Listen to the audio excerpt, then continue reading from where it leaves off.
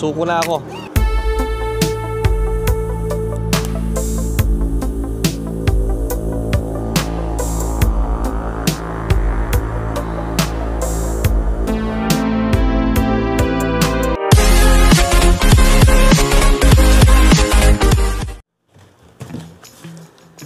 Eto si Predator full bridge technology. So ang ginamit nilang inverter dito guys ay full bridge. TIG MMA 300 ampere alien TIG 300.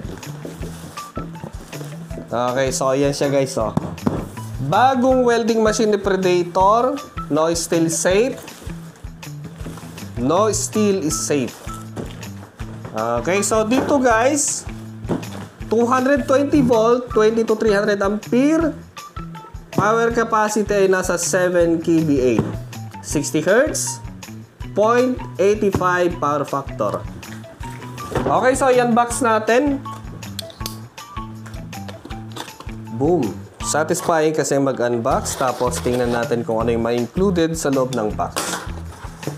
So, dito sa box, meron siyang kasamang pang-TIG. Ito yung kanyang TIG torch, tapos yung kanyang hose at wire.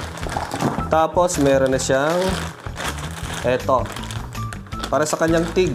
So ito guys ay meron siyang switch.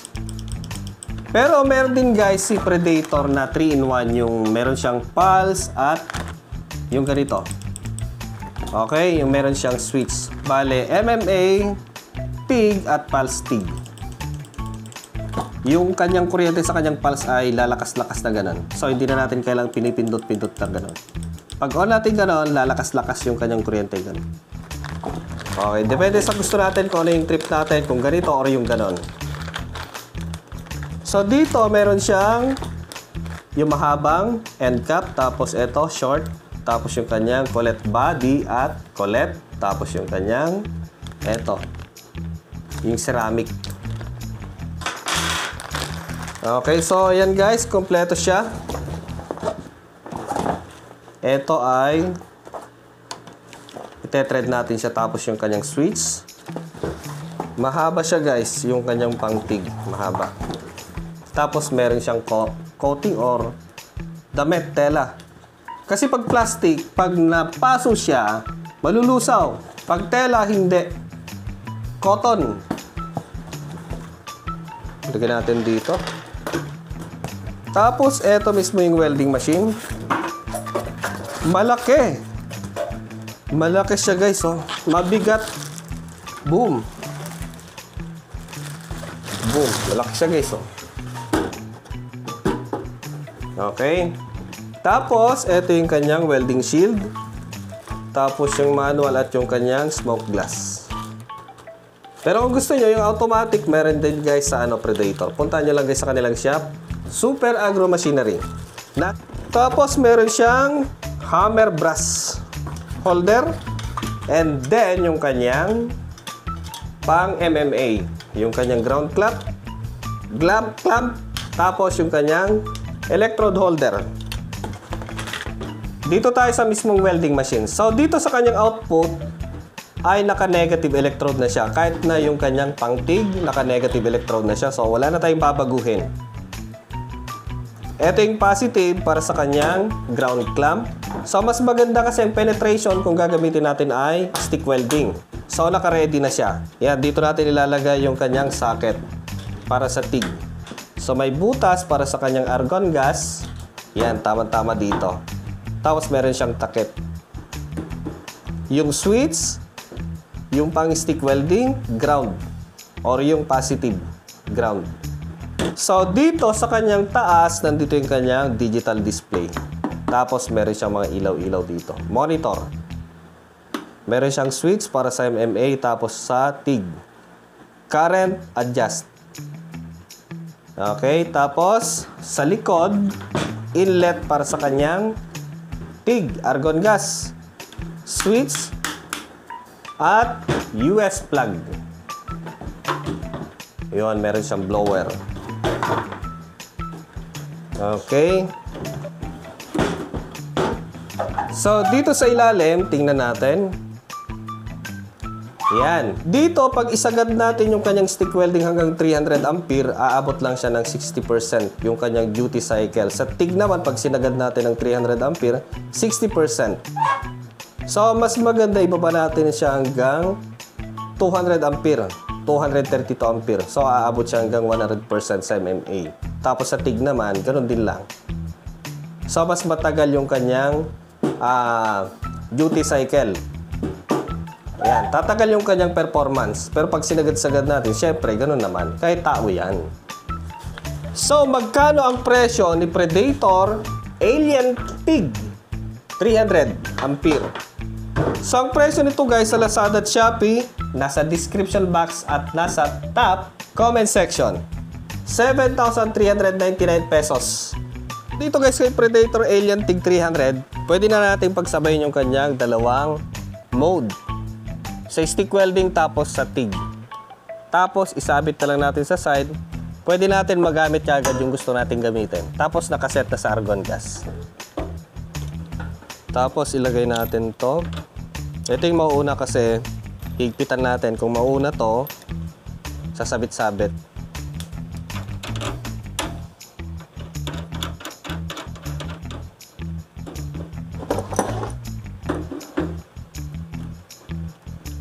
Okay, sakto lang yung higpit. Tapos, lagay natin ganon. Tapos itong kanyang switch.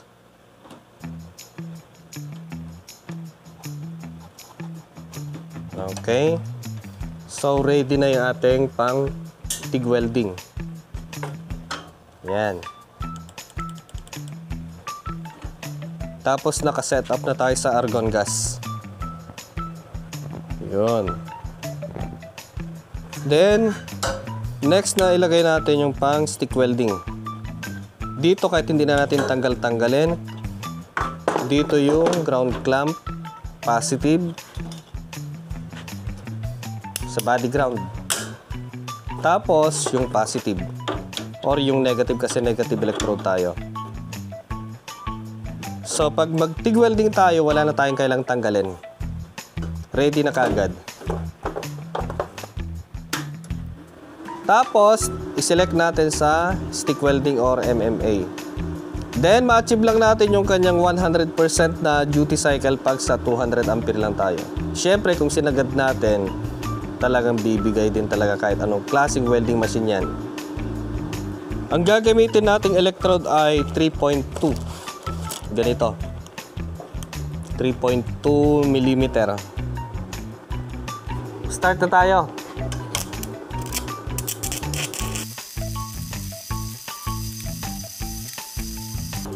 Iba pa rin talaga guys yung luto ng full bridge. Tapos yung isang rod.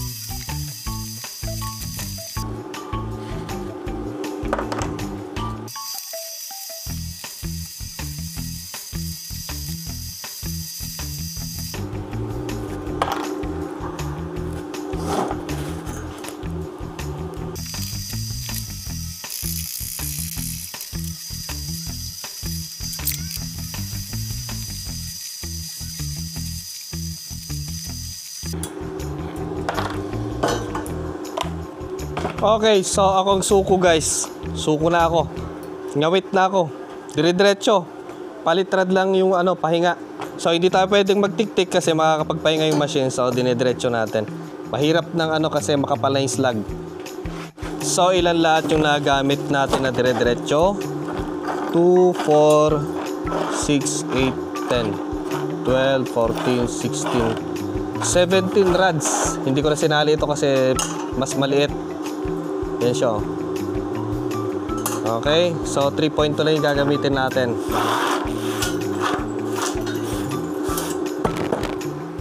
Sa TIG welding naman tayo ngayon. So dito, i-select lang natin sa TIG sa baba, tapos i-adjust natin sa gusto nating ampere. So ang gagamitin ko ay 90 ampere. Okay na yan.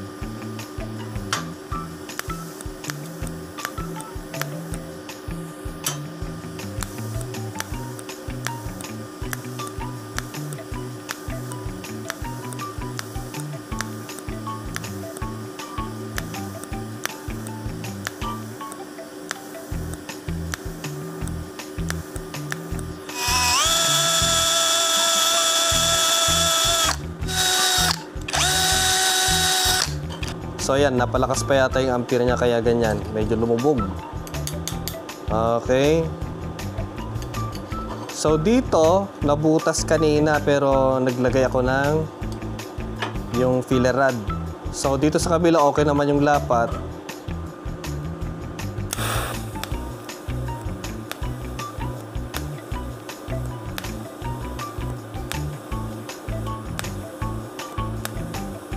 Mahirap kasi maintain yung straight niya lalo kung wala tayong sinusundan na bitak.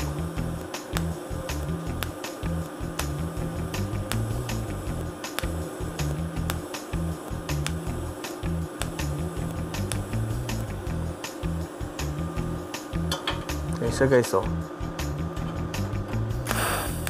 Pero mostly napakagandang pag-eksperimentohan TIG.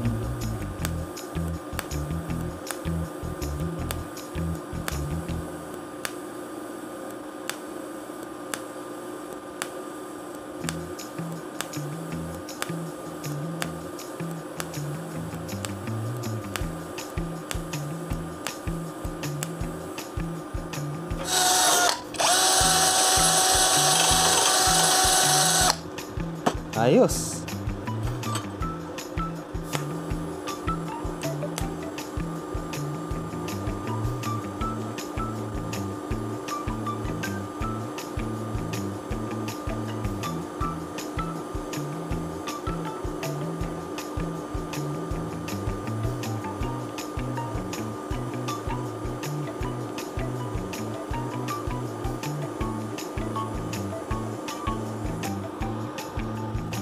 Ayun oh, ang ganda guys oh. Ang ganda ng lapat oh.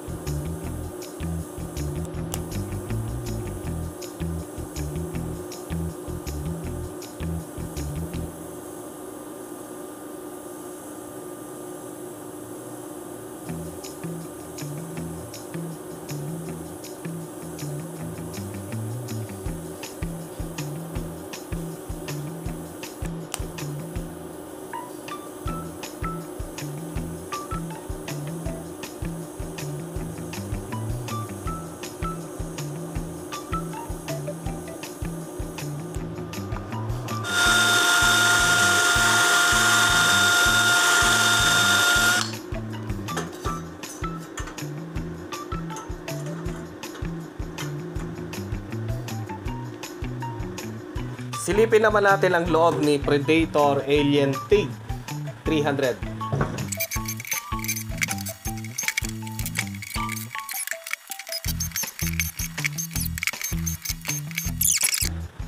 Ito siya guys. Yun oh. Yan siya guys. Single board na siya ngayon, tapos yung kanyang inverter ay full bridge. Ayan, full bridge yung kanyang inverter, 4. Okay, so wala naman siyang capacitor na mylar dito sa kanyang IGBT. Init ng panahon. So kung half bridge sana siya, meron siyang mylar dito na capacitor na 2. So wala naman guys. Dito, filter na lang yan. Tapos, 3 electrolytic capacitor na rated siya ng 560 microfarad, 400 volt. 3. Tapos, yung kanyang diode sa output ay 1, 2, 3, 4. Okay, tapos 4 din kasi nga full bridge siya. Dito guys ay meron siyang soft start yan o, yung kanyang relay para sa kanyang soft start. Tapos yung kanyang rectifier para sa kanyang input, malaki guys, 50 ampere. Then yung kanyang standby power supply para sa kanyang mga circuit dito, eto guys, o malaki. Malaki siya. Tapos eto yung kanyang high voltage output para sa kanyang start para sa TIG. Yun. Tapos meron siyang solenoid dito para sa kanyang argon gas automatic. Pag binuksan natin gano'n, pinindot natin, magbubukas siya. Okay, malaki yung kanyang wire oh.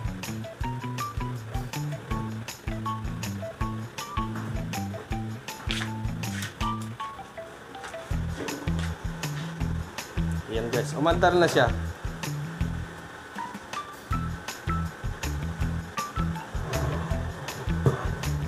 Tapos select natin sa TIG. Try natin kung maglalabas ng high voltage. Kung may tatalon. Lapit natin yung camera natin.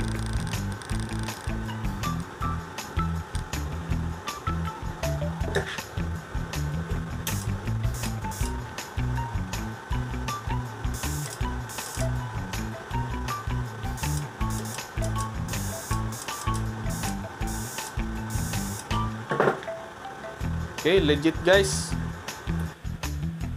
Okay.